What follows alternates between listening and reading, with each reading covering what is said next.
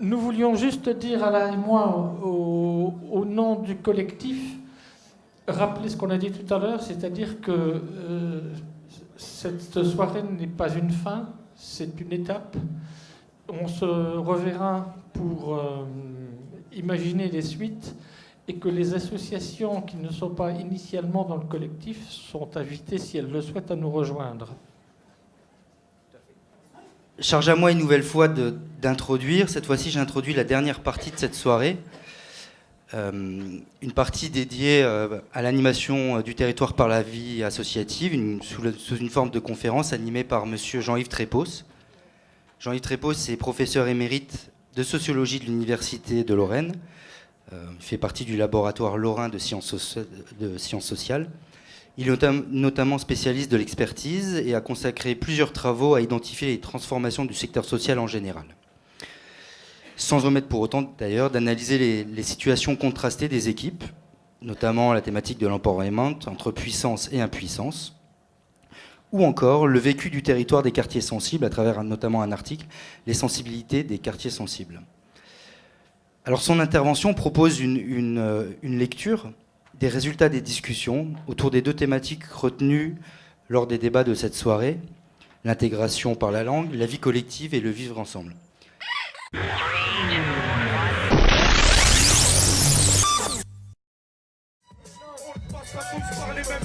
On dit pas qu'on passe dans des issues qui ne mènent à rien.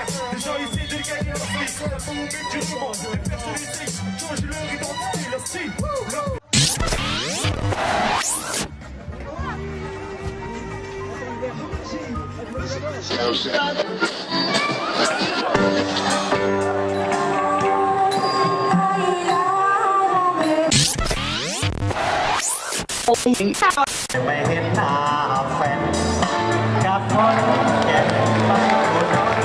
Merci mesdames et messieurs.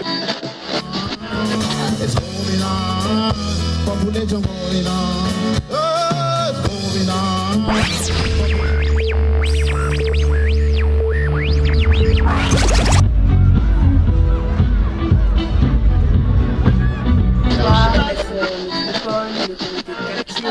Les associations du Borny. Il y a eu du monde, on a échangé tout type d'objets, il y a eu pas mal de vêtements, il y a eu quelques jouets, il y a eu quelques meubles.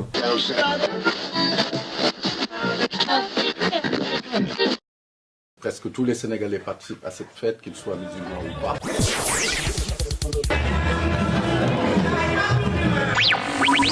Ouais, à la médiathèque, j'en ai assez.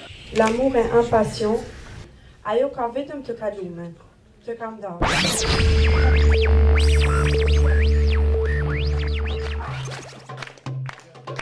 Je dis, je vais venir.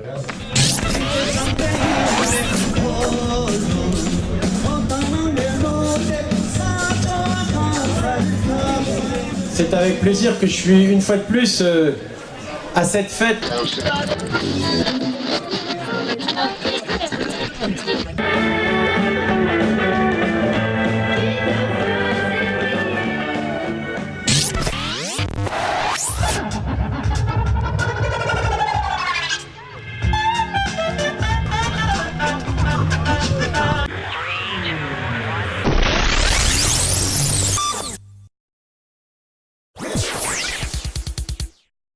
Toi, tu dirais que ça fait changer les choses.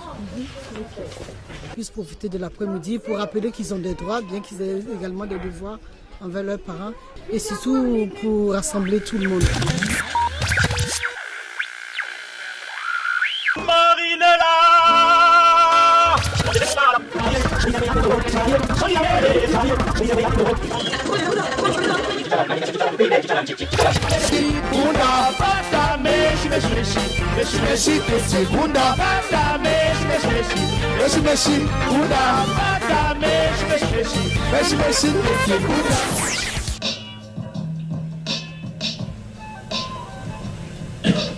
Les associations, diable, heureusement qu'elles sont là. Comme les personnes qui sont là, c'est de passer le relais.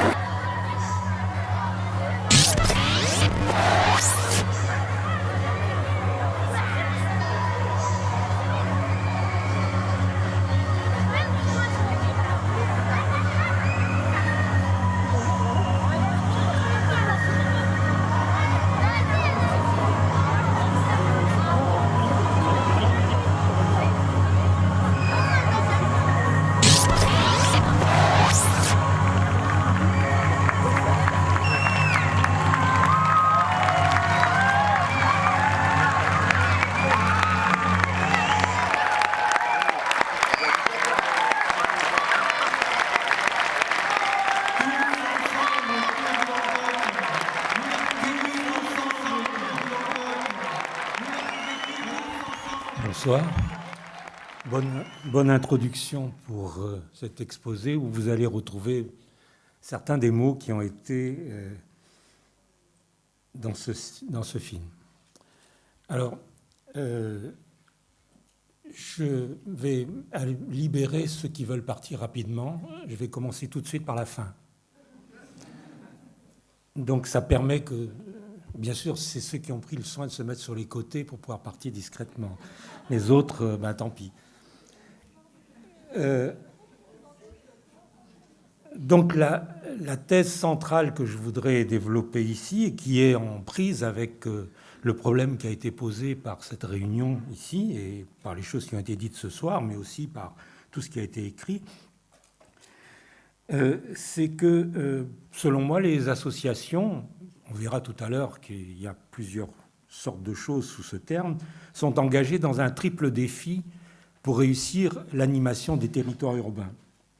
Le premier défi, c'est de comprendre les attentes et les disponibilités des publics auxquels ils s'adressent, c'est-à-dire les habitants, les gens comme eux.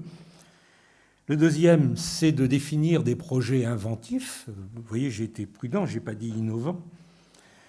Et le troisième, de se situer par rapport aux stratégies des pouvoirs publics, dont il a été, comme vous l'avez entendu, largement question déjà ce soir.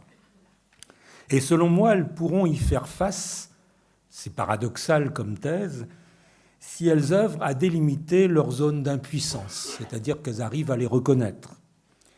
Et si elles adoptent un modèle de travail non filtrant, c'est-à-dire que dans les dispositifs qu'elles mettent en place, qu'elles acceptent qu'on puisse y entrer ou pas à des rythmes différenciés et à des degrés différents.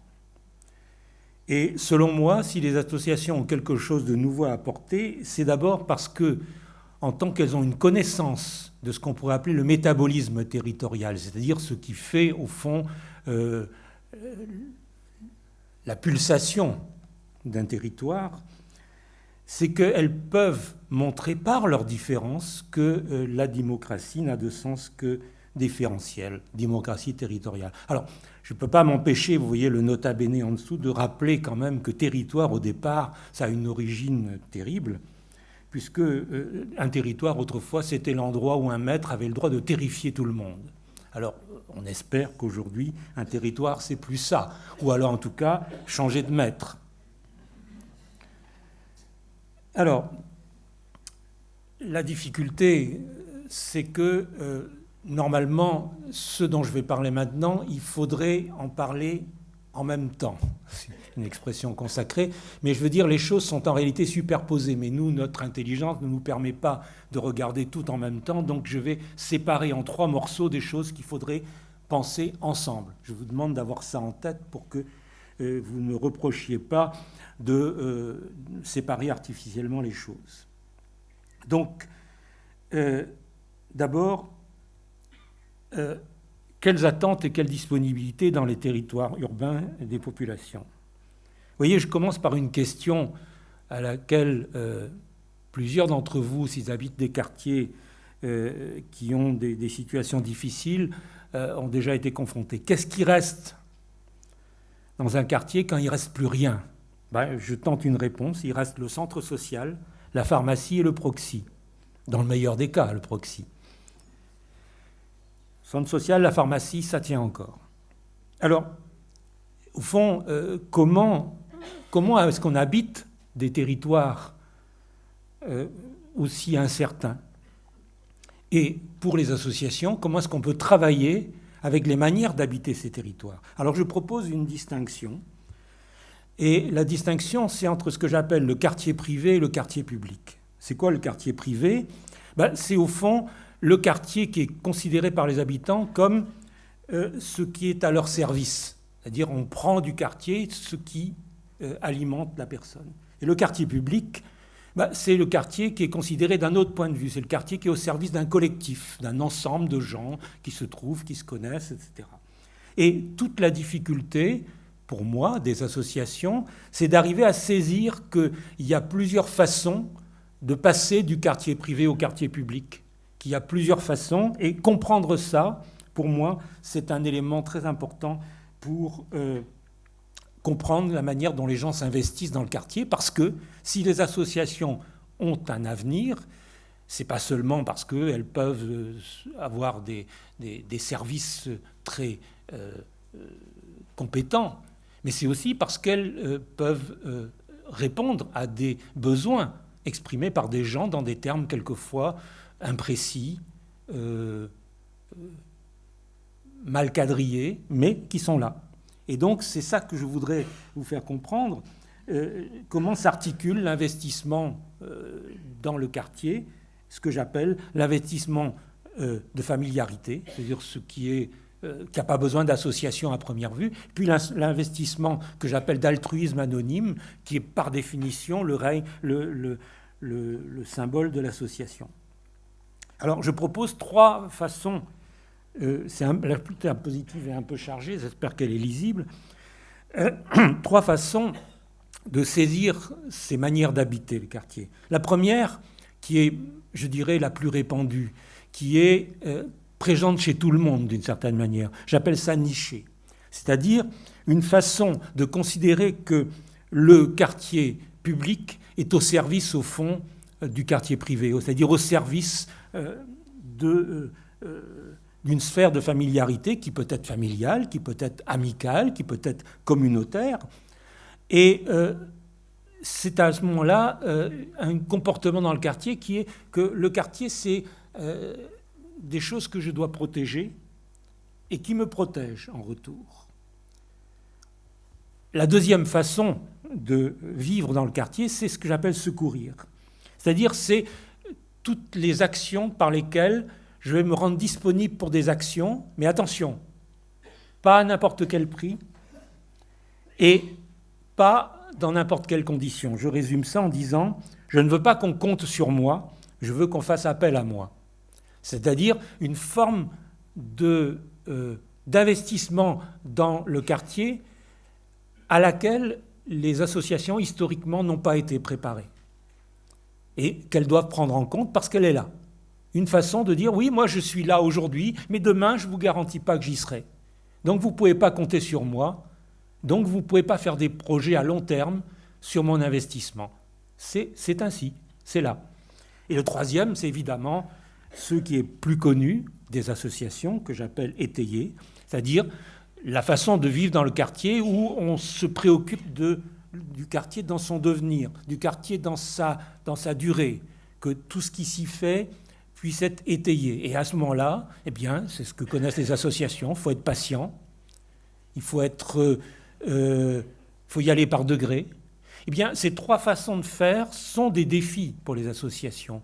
Si les associations ne répondent qu'aux gens qui cherchent à étayer, elles laissent de côté 80% de la population. Donc c'est un défi.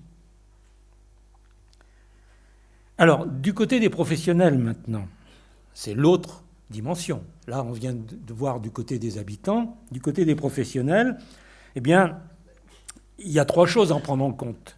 Il y a des objectifs, il y a des modèles de travail et il y a des compétences. Il en a été question, mais on va y revenir tout à l'heure dans les diapos que j'ai faites à partir des ateliers.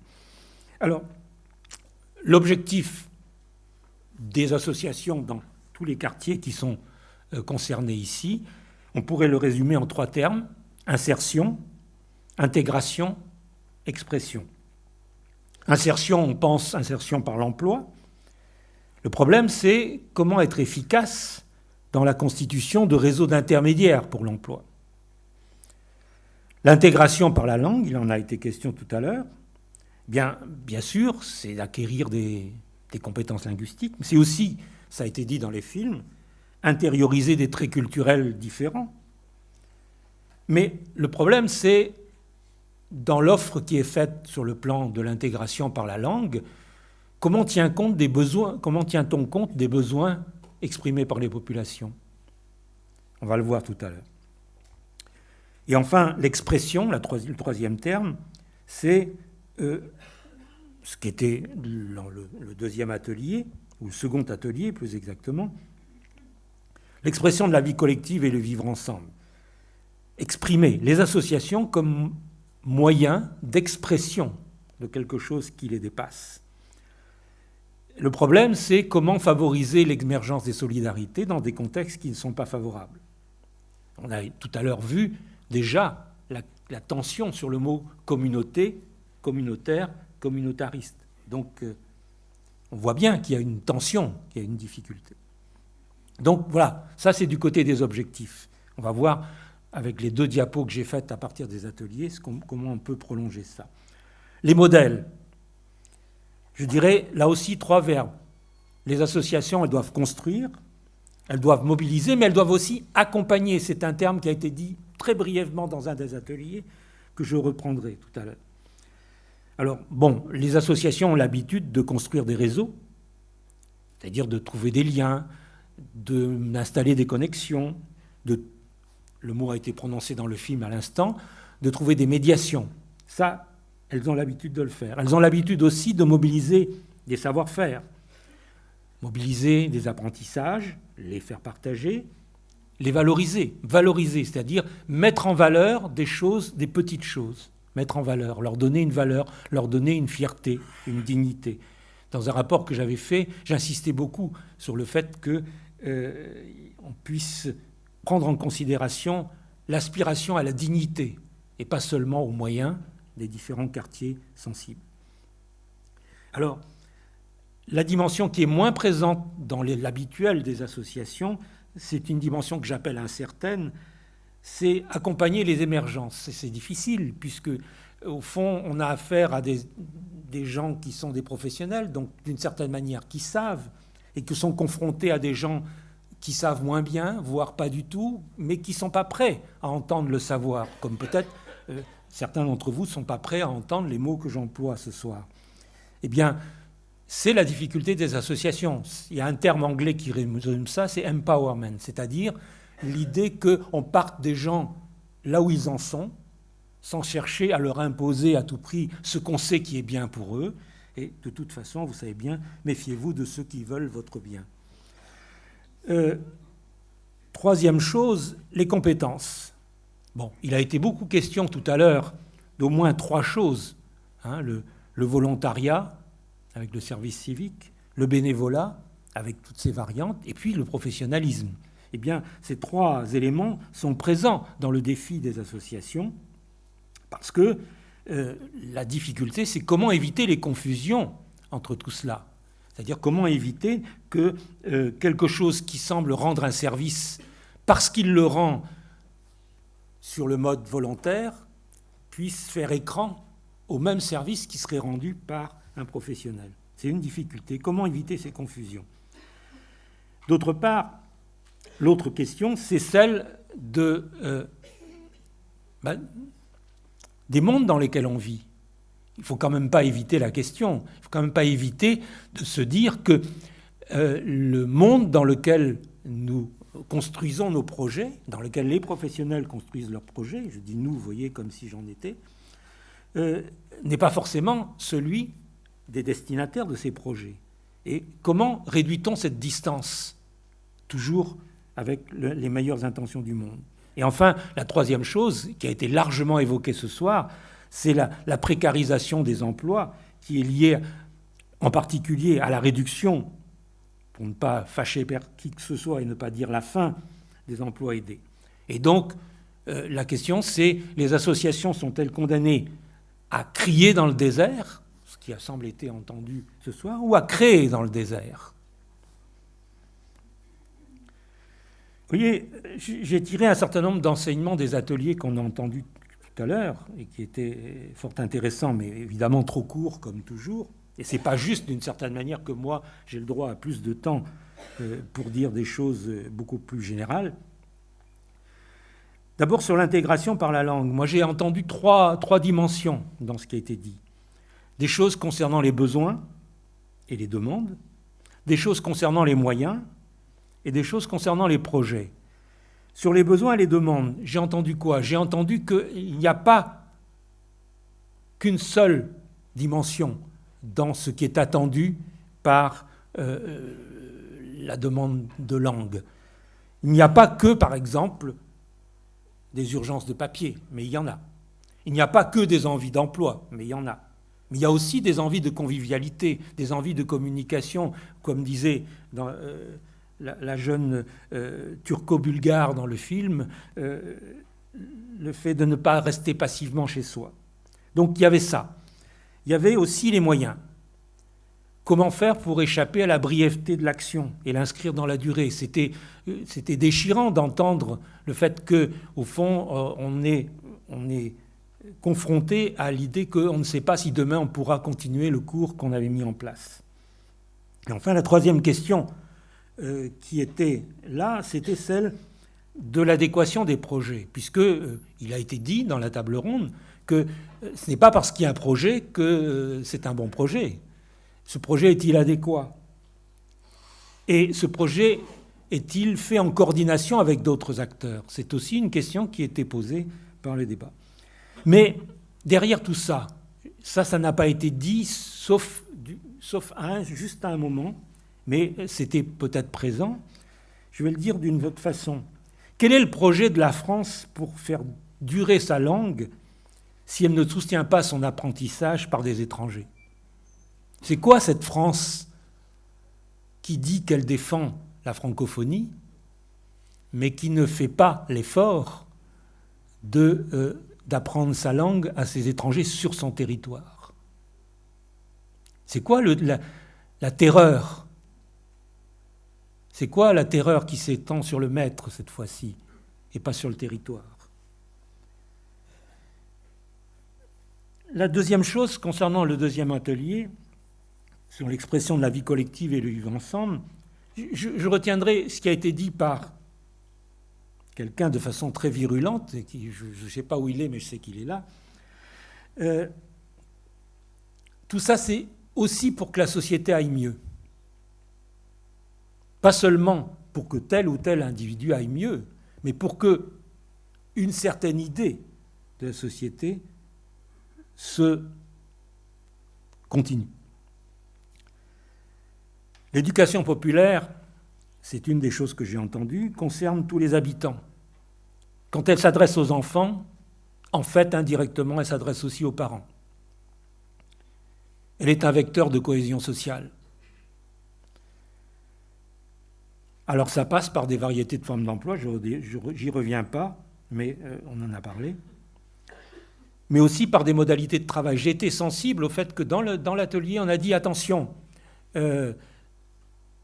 lorsqu'on met en place un projet, il devrait y avoir comme objectif, comme ambition, l'idée que ce projet aille au-delà des destinataires auxquels on avait pensé, c'est-à-dire c'est l'idée de partager très large qui a été donnée tout à l'heure, mais aussi coordonner pour éviter la dispersion. Donc voilà des choses qui étaient dites dans les ateliers qui me semblent entrer dans les défis liés aux professionnels. Troisième élément à prendre en compte. Le premier élément, c'était les habitants, ce qu'ils attendent, comment sont-ils disponibles, comment vivent-ils dans le quartier. Deuxième chose, les projets des professionnels. Troisième chose, c'est quand même difficile de l'éviter vu tout ce qui a été dit ce soir, les stratégies des pouvoirs publics. Alors, entendons-nous sur stratégie. Je ne suis pas en train de dire que seuls les pouvoirs publics ont des stratégies. Les associations ont aussi des stratégies. Les habitants ont aussi des stratégies. Mais ce qui est frappant ici pour nous, c'est le fait qu'on a l'impression que ce que font les pouvoirs publics, ça rentre dans une logique d'ensemble qui mérite bien le nom de stratégie. Alors, la première chose qui est connue, je vais la rappeler, c'est que les modalités de circulation des fonds publics en direction des associations se sont transformées dans les dernières années. Et la transformation la plus remarquable, c'est le passage progressif de la subvention au marché public et au financement par les usagers, ce qui est un redoutable défi pour les associations. La deuxième chose qui me semble frappante, j'appelle ça gouvernement à distance et orientation en douceur. Enfin, j'appelle ça, c'est pas moi, c'est des expressions qui sont connues. Pourquoi peut-on parler de ça? Bien parce que l'État, les pouvoirs publics, ont d'une part réorganisé complètement le travail d'évaluation du travail des associations. Ils ont en douceur réformé l'inspection des affaires sociales. Ils l'ont détaché des liens personnels, c'est-à-dire qu'avant, on pouvait espérer faire remonter, comme on dit, vers une personne importante une demande et espérer qu'elle allait être prise en compte. Désormais, il y a des indicateurs objectifs, des indicateurs objectifs d'évaluation qui sont détachés des liens personnels. Et d'autre part, évidemment, l'autre élément de cette réforme, c'est la procédure de l'appel à projet. On a l'impression qu'il y a une espèce de balancement qui s'est complètement effondré. L'appel à projet a, en quelque sorte, éteint la subvention. Le deuxième élément de cette transformation des stratégies des pouvoirs publics, c'est une certaine manière de s'adresser aux associations, que j'appelle un travail de cadrage et d'incitation. C'est-à-dire, au fond, de dire, voilà, vous avez obtenu tel montant, on vous laisse le soin de construire vos projets à partir de là, et donc on se réserve le droit ensuite d'interroger les choix que vous avez faits. Donc on n'a pas validé vos choix en amont, on vous a donné l'argent, vous faites vos choix, nous évaluerons, et nous verrons si c'est durable, si c'est finançable une deuxième fois. Ça, c'est une chose très importante.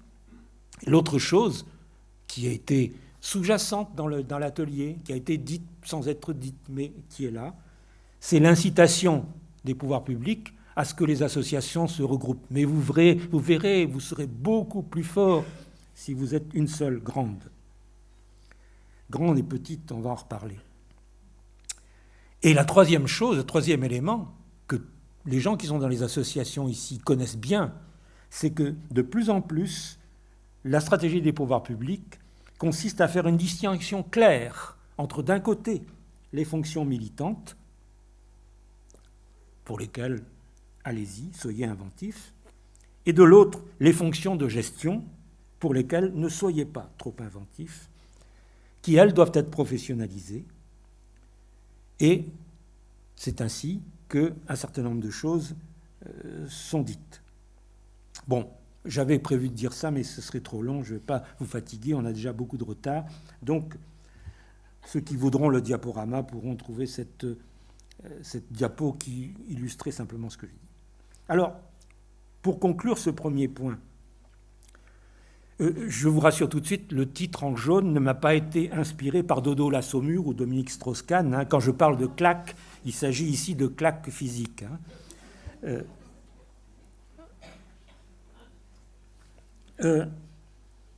Alors, au fond, ces trois dimensions dont je viens de parler, la disponibilité et les attentes des habitants, les projets des professionnels des associations et les stratégies des pouvoirs publics, sont en réalité en permanence travaillées par des mouvements. C'est ce qui fait d'ailleurs la difficulté qui a été perceptible tout à l'heure, c'est que même les représentants de ces pouvoirs publics, même les représentants, les parlementaires, ne savent pas 5 minutes avant exactement. Or, ils savent l'horizon, mais ils ne savent pas exactement la mesure qui va être prise. Donc il y a un travail en profondeur qui remue ces éléments. Et je dirais, pourquoi je parle de tectonique des claques ? Parce que d'un côté, l'État vous donne des claques, ils vous disent « mais changez donc votre modèle économique ». Hein ? Je vous mets au défi de dire que ce n'est pas vrai. Et les professionnels, de l'autre côté, donnent des claques à l'État en disant « vous vous désengagez, vous nous aviez promis ». Pourtant, ce n'est pas aux gens qui s'occupent d'éducation populaire que je vais apprendre ici qu'on n'éduque pas avec 2 claques. Alors, que peuvent faire les associations ? C'est peut-être ce que je vais essayer de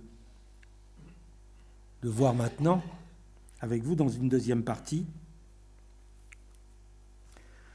Alors, je dirais, pour animer les territoires, les associations devraient, selon moi, inventorier leurs impuissances, les délimiter, plutôt que de faire croire qu'elles sont toutes puissantes surtout, faire circuler plutôt que de chercher à maîtriser, et surtout ne pas chercher les dispositifs parfaits.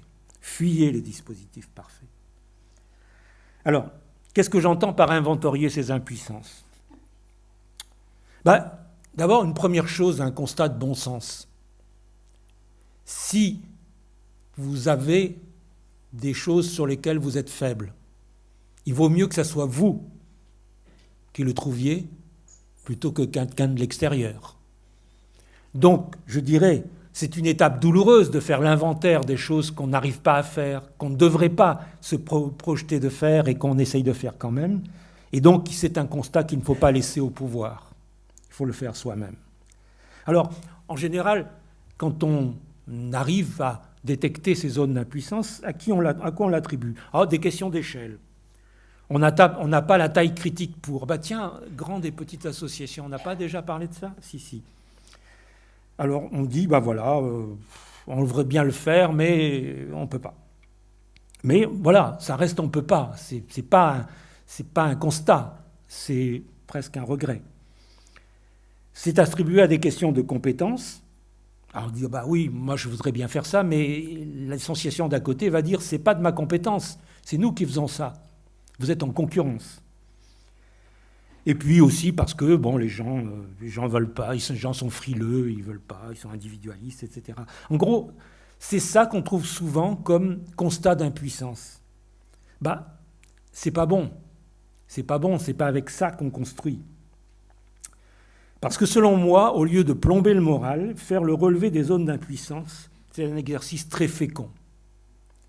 Avoir la capacité de dire ce qu'on ne peut pas faire, mais de le dire clairement.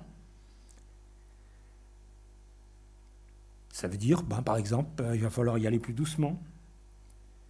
Il va falloir peut-être prévoir des degrés. Peut-être va falloir travailler avec des gens avec qui on n'a pas envie de travailler, même temporairement. Il va falloir travailler avec le territoire d'à côté, vous pensez, les ennemis. C'est ça que j'appelle faire une écologie interterritoriale. Donc voilà, je termine là-dessus sur cette première diapositive en disant, ça voudrait dire faire quoi? Ça voudrait dire quoi faire des économies d'échelle dont nous parle l'État? Mutualiser les moyens. Est-ce que c'est nécessairement faire disparaître les petits? Ma réponse, je vous le dis, ce sera non. Même si tout à l'heure, j'ai eu une discussion là-dessus pendant le pot avec un président d'association qui pensait le contraire. Mais il est parti, donc je risque rien de le dire. Alors, je prendrai juste un exemple à propos des solidarités. Il a été question de solidarité dans le film, mais pas seulement. Parce que les solidarités, identifier les solidarités, c'est un bon moyen de vérifier si les associations sont capables non seulement de soutenir les solidarités, mais de savoir jusqu'où. Alors, le constat que je fais, c'est que dans les quartiers aujourd'hui, les solidarités tendent à s'empiler.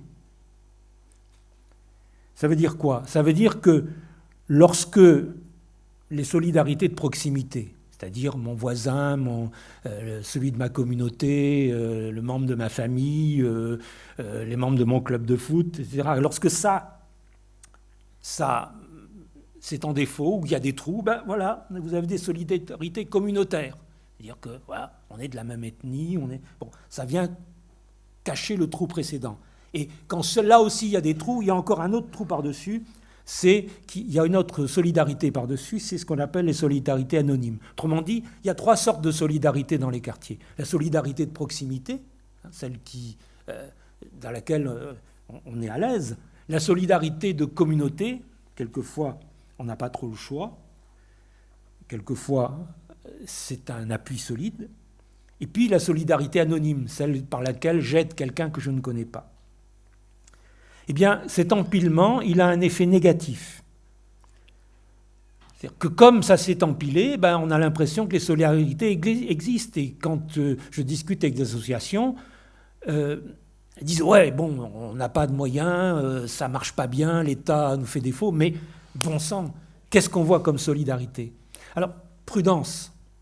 Prudence parce que quand on regarde d'un peu plus près, on s'aperçoit que cet empilement des solidarités, ça tend à masquer le fait que il n'y a pas beaucoup numériquement de gens engagés dans des dispositifs de solidarité. Et au lieu de s'en désoler, peut-être qu'il faut en tenir compte pour essayer de voir comment on peut changer de regard sur cette défaillance de la solidarité. Considérer par exemple que peut-être que les solidarités en personne, les solidarités menées par des personnes individuelles, elles sont un peu en panne, ou elles sont mal en point, ou elles sont plus qu'elles étaient dans le temps, etc., quand on faisait le couscous pour tous, etc., avec toutes les communautés. Bon, voilà, bon. Mais est-ce que ça sert à quelque chose de dire ça, dans la mesure où on focalise sur la solidarité en personne? Et qu'est-ce que ça donnerait si on cherchait la solidarité en collectif? C'est-à-dire la solidarité qui n'est pas celle d'une personne, mais qui est celle d'un collectif de personnes. Ad hoc, c'est-à-dire fait sur le moment, des gens qui sont là et qui, tout d'un coup, chacun d'entre eux n'est pas solidaire individuellement, mais collectivement, ça tient. C'est peut-être une piste qu'il faut choisir. Et c'est pour ça que je dis que la coordination de toutes les impuissances des membres, ça fait de la puissance. Alors, cette diapo est un peu chargée, je vais l'alléger rapidement pour dire, voilà, du coup, il y a deux modèles possibles. J'ai dit, du coup, je serai pénalisé. Il y a quelqu'un qui fait des barres, pour chaque fois que je dirai du coup. Il y a, au fond, deux modèles possibles pour les associations. Le premier modèle, c'est celui que j'appelle le modèle de la maîtrise, c'est-à-dire une certaine variante de ce que fait l'État quand il cherche à contrôler les associations. Les associations ont aussi cette possibilité de chercher, au fond, à avoir le contrôle sur le quelque chose, au nom de la compétence, au nom de la taille, au nom de l'histoire. On a toujours, etc. Et ce modèle-là, il plaît bien au pouvoir public. Pourquoi ? Parce qu'on peut plus facilement évaluer les réalisations. Moi, je vous propose un autre modèle que j'appelle le modèle de la circulation. Fini la maîtrise, fini le contrôle, mais ça suppose de la coordination. Ça suppose, par exemple, puisque là vous êtes 26, peut-être plus, ça suppose que, il y ait des entités de coordination, mais dépourvues de pouvoir. Dépourvues de pouvoir, parce que c'est ça qui est en jeu. Imaginons, vous construisez une super équipe de coordination des 26 associations et vous arrivez à une taille qui vous permet d'avoir des moyens. Et un jour, vous dites, voilà, je vais distribuer les moyens à ceux qui en ont besoin. C'est sans doute pas la bonne solution. La bonne solution, c'est d'être l'instance de coordination qui dit, tiens, on a repéré que telle association de petite taille a tel besoin et on connaît telle grande association qui a les moyens pour répondre à ce besoin. On les met en contact. Nous, en tant qu'entité, on ne pèse rien. On coordonne, on n'accapare pas le pouvoir. C'est une piste à suivre. Donc, vous voyez, je plaide pour des dispositifs imparfaits et une démocratie différentielle. Est-ce que les associations ont une bonne connaissance du territoire et de ce que j'appelle le métabolisme territorial? La réponse est oui, incontestablement. Et je pense que même les services spécialisés de l'État sur un domaine donné, qu'il s'agisse de l'enfance, de la parentalité, qu'il s'agisse de l'emploi, etc., n'ont pas une connaissance aussi fine. Elles ont une connaissance statistique, mais pas forcément une connaissance du métabolisme territorial, c'est-à-dire comment tout ça fonctionne ensemble. Mais le problème, c'est qu'on ne peut pas se contenter de dire « ouais, on a une connaissance du monde territorial ». Le problème, c'est pourquoi est-ce qu'il faut absolument que lorsqu'on a trouvé une bonne idée, on cherche absolument à ce qu'elle soit parfaite. Or, moi, je n'ai pas du tout envie d'entrer dans des dispositifs parfaits, parce que qu'est-ce que je peux faire dans un dispositif parfait ? Suivre le canal, arriver au bout du tunnel. C'est pas motivant. Donc, pourquoi cherchons-nous à tout prix des dispositifs parfaits ? Pourquoi nous plaignons-nous que moi je vois bien ce qu'on pourrait faire avec ce dispositif, mais je n'ai pas les moyens. Pourquoi pensons-nous qu'il n'y a qu'une seule manière de se servir des dispositifs? Donc, selon moi, et je termine là-dessus, les associations doivent réfléchir à la construction collective, c'est-à-dire en se posant la question du pouvoir, et pas seulement des pouvoirs publics, du pouvoir à l'intérieur des associations, donc collective, grandes et petites associations, collective aussi professionnelle, amateurs et volontaires, collective aussi du territoire et du territoire d'à côté. Et c'est ça qu'on pourrait appeler une démocratie territoriale différentielle. Voilà, j'en ai terminé. Mais bon, vous êtes restés, tant pis pour vous. Voilà, quelques références pendant la discussion. Si discussion il y a, on a quand même une bonne demi-heure de retard, je pense. Quelques références que vous pourrez lire. Je suis ouvert à vos questions.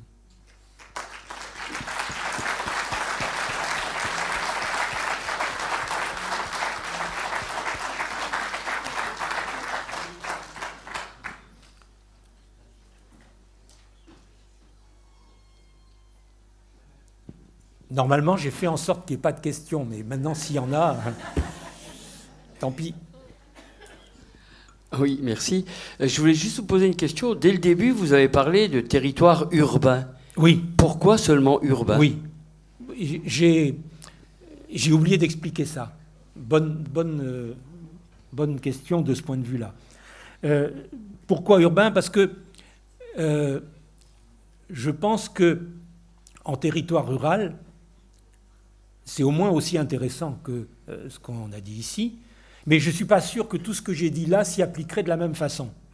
Voilà, donc c'était par prudence méthodologique que j'ai dit ça. Mais il y a certainement des choses à tirer quand même. J'ai travaillé récemment sur un territoire en Haute-Comté, donc au sud d'Épinal, dans une communauté de communes où il y a 60 km entre la commune la plus à l'est et la plus à l'ouest. Et les problèmes qui se posaient ne sont pas ceux de Borny, mais il se posait quand même beaucoup de choses en commun.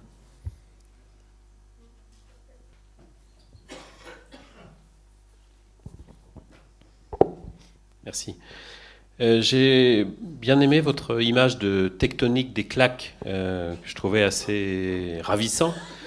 Mais vous terminiez ce petit jeu de mots sur les rapports entre l'État et les associations qui seraient de l'ordre de l'éducation. Puisque vous disiez on n'a jamais éduqué avec des claques, ce que évidemment je partage par ailleurs. Je ne pense pas que les rapports qui régissent... les liens qui régissent ce rapport entre l'État et les associations soient de l'ordre de l'éducatif. Vous avez raison. Et je pense que, en particulier, un certain nombre de mouvements d'éducation populaire, comme des fédérations d'éducation populaire, se sont ingéniés à considérer qu'elles construisaient elles-mêmes, pour une part, et elles contribuaient à la construction des politiques publiques grâce à un échange avec les acteurs publics. Et que c'est dans cet échange, dans cette construction collective, que se jouait la politique publique. Mais on a le sentiment, avec les temps que l'on connaît aujourd'hui, que cette aptitude à contribuer à la construction des politiques publiques est en train de s'étioler, en particulier parce que les acteurs politiques s'éloignent, et c'est en particulier ce qu'on vit dans la région, où on sent bien que nos interlocuteurs de région, finalement, se sont éloignés, pas seulement physiquement, aussi concrètement, et qu'il y a autour de ça des enjeux, alors des enjeux qui dépassent peut-être strictement le destin individuel des associations, mais le destin collectif au titre des organisations dont elles disposent, et je rappelle qu'elles en disposent toujours aujourd'hui au travers des fédérations, et que ces acteurs de fédération sont des acteurs clés pour jouer ce rôle de collectif et de créer du lien et de créer du commun entre ce qui rassemble les associations autour des projets qu'elles mènent. Oui, alors, je vais être un peu faux cul, là. Hein. Je vais être un peu faux cul, je vais dire, c'est exactement ce que je voulais dire. Et non, effectivement, je ne voulais pas dire qu'il y avait un rapport d'éducation entre les deux. C'était la limite du jeu de mots, je dirais, Mais effectivement, quelque chose s'est transformé, et vous l'avez très bien dit, quelque chose s'est transformé entre l'ambition du départ, même si il faut regarder d'un peu plus près ce qui est l'histoire de l'éducation populaire, qui effectivement n'est pas un long fleuve tranquille, hein, on est bien d'accord. Mais c'est vrai qu'il y a une transformation, et peut-être que cette transformation, elle a contraint l'État à faire l'éducateur des associations en disant « gérez mieux », et les associations à faire l'éducateur de l'État en disant « mais attendez, mais c'est quoi ce truc ?» Et effectivement, quelque chose d'un rapport antérieur s'est défait.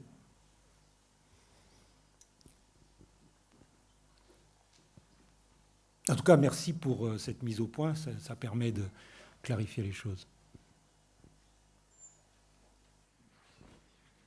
Mais on a le droit de poser des questions aussi pour dire qu'on n'a pas du tout compris ce que j'ai raconté. Hein. C'est tout à fait possible et même souhaitable. Je vais me permettre. Je vais me permettre de poser une question. On a parlé des relations antérieures entre les associations et les pouvoirs publics au sens large du terme, les relations actuelles. On voit bien qu'on est face à un mouvement, un processus, là. On nous parle de contraintes et pacte social, développer une nouveauté quand même. Ça fait des années qu'on entend parler du développement de partenariats avec des fondations. Maintenant, on va bien plus loin. On entend parler de développement de partenariats avec du privé. Voilà. Faisons financer nos actions par les entreprises privées, par le secteur bancaire, que sais-je. On est face à des nouveautés comme jamais on a pu les connaître. Quel est votre point de vue là, sur l'avenir de ces relations entre les pouvoirs publics au sens très large du terme, hein, et les associations, et sur le devenir de ces structures associatives, des actions qu'elles portent et de leur financement? Je n'ai pas de pronostic au sens où je ne pense pas que ça soit joué d'avance. Je pense qu'il y a effectivement, on le voit, une cohérence nouvelle de l'action de l'État, un nouveau type de cohérence qui a mis du temps à se dégager, qui est maintenant souvent formulé sans la moindre réticence et qui, en gros, conduit vers l'entrepreneurisation du monde associatif. Ça, c'est une tendance. Mais ce n'est pas inéluctable, selon moi, même pour autant que je sois compétent pour poser un diagnostic de ce genre. Ce n'est pas inéluctable parce que je reviens encore sur grandes et petites associations, et c'est quand même très important à mes yeux, parce que, paradoxalement, même tout près de disparaître, même tout près d'être à l'agonie de moyens, les petites associations, par leur nombre, par leurs différences, sont encore une machine, plutôt un grain de sable, dans la machine de la logique dont je parlais tout à l'heure. Donc, je pense qu'il y a deux risques. Il y a d'une part le risque que, vous avez parlé des fédérations tout à l'heure, que les grandes fédérations se laissent convaincre que c'est ou la nouvelle politique ou la mort. C'est un premier risque. Et le second risque, il est plus impalpable, il est que en quelque sorte, on ait du mal à... comment dire ça ? Qu'on ait du mal à sortir des guerres intestines dans le monde associatif lui-même. Parce que là, ce qui est frappant, c'est que vous êtes 26 associations, comment dire, on pourrait dire oui, liguées pour défendre ce qui semble être le minimum. Et toute la question, c'est comment faire durer dans le temps un tel mouvement. Vous l'avez annoncé, puisque c'est destiné à continuer, mais sous quelle forme et pour combien de temps? C'est un des défis intra-associatifs qui fait que c'est très difficile de considérer que c'est cuit, que la logique entrepreneuriale est en train de l'emporter. Mais il y a quand même de fortes menaces. C'est mon diagnostic.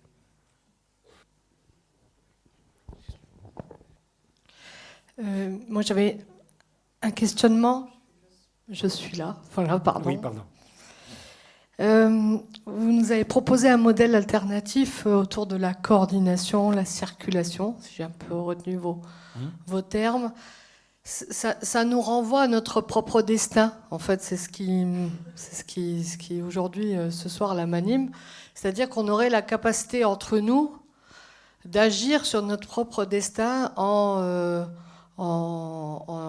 se coordonnant. Et donc j'ai le sentiment, en même temps, d'une force qu'on peut avoir entre nous, et en même temps de se dire, on est quand même bien seul face à ce destin qui est compliqué. Oui. Vous avez bien résumé, mais juste, il y a quelque chose qu'il ne faut pas oublier, c'est que la plus belle des machines ne fonctionne que si elle a un combustible. Hein. Donc le collectif et la coordination, la circulation, ça ne peut pas fonctionner s'il n'y a pas un seuil minimum. Or, c'est bien ce seuil minimum que, pour la plupart, vous êtes venus revendiquer ce soir. Je crois que c'est ça. Donc, je suis d'accord, mais ça suppose qu'on reconnaisse aussi l'importance alors, le mot employé souvent, c'est pérenniser. Hein, mais pérenniser, ça a quelque chose, c'est un peu comme si on tire un peu sur le truc pour le faire durer le plus longtemps possible. Ça veut dire que ce n'est pas une priorité. Ce que je disais tout à l'heure à propos, c'est quoi la politique de la France par rapport à sa langue? Pour dire, c'est quoi la politique de la France par rapport à ses associations? C'est-à-dire, en fait, à ce qui est comment dire, l'essentiel oui, vecteur, c'est le mot, l'essentiel des canalisations de ces énergies. Donc voilà, n'oublions pas quand même les moyens. Non, mais j'y vais en attendant que...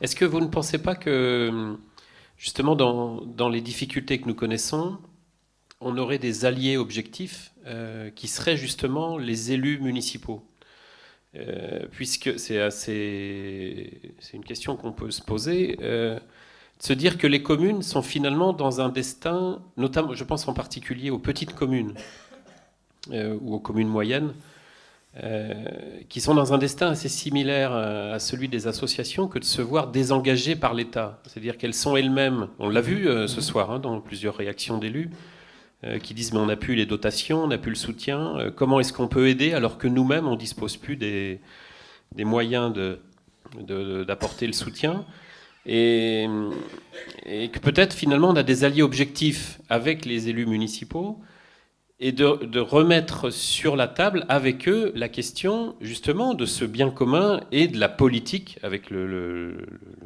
sens noble de cette question. C'est-à-dire, mais décidons des choses qui ne vont pas dans le sens que veut nous imposer aujourd'hui l'évolution un peu de la société telle qu'elle va aujourd'hui. Oui, c'est une chose tout à fait sensée. Avec juste une limite qui a été plus ou moins dite à un moment donné à propos d'autre chose, mais je la reprends. La limite, c'est le fait que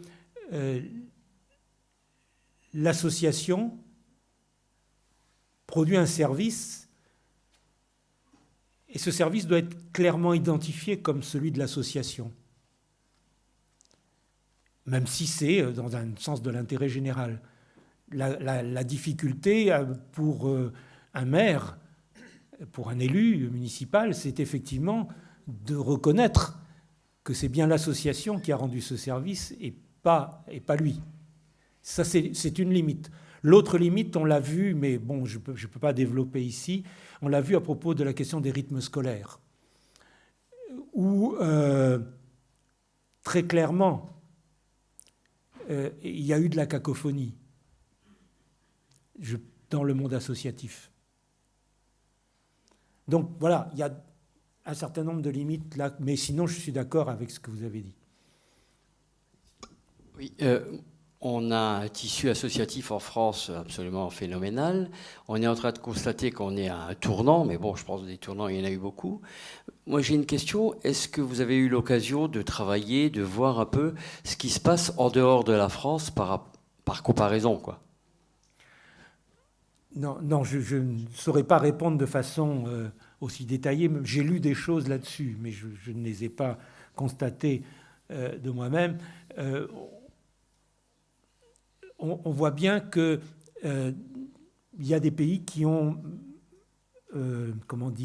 franchi le pas que nous essayons de ne pas franchir. Donc voilà, et qui ont en quelque sorte, sans état d'âme, rationalisé à l'extrême ce secteur d'intervention. Alors je ne suis pas contre la rationalisation, je suis un ancien philosophe, donc normalement la rationalité, bon, mais on voit bien que rationalisation, ça nous prive aussi d'un certain nombre d'élan. Et puis il y a des pays qui n'ont, à l'inverse, pas connu d'ores et déjà le type de développement associatif que nous avons et qui donc ne sont même pas dans la situation de se poser ce genre de questions. Voilà ce que je sais, mais on est plutôt dans une situation médiane et d'une certaine manière difficilement transposable pour les autres qui nous regardent un peu comme des bêtes curieuses parce qu'à leurs yeux, nous sommes trop nombreux en termes d'associations. J'aurais une question et connaître votre point de vue. Le monde associatif est omniprésent dans tous les secteurs socio-économiques en France, mais il est très dispersé. Et dans une approche plutôt syndicaliste, l'impression c'est que ce monde associatif ne connaît pas son poids. C'est-à-dire que si demain les associations se coordonnaient, s'organisaient, ils peuvent bloquer la vie au quotidien dans le pays. Sauf qu'ils ne le font pas parce qu'il y a une grande dispersion. Et aussi une autre démarche qui a été évoquée tout à l'heure avec le cas du SPF à Yange, où il y a une forme d'égoïsme en disant on fait le dos rond, ça passera.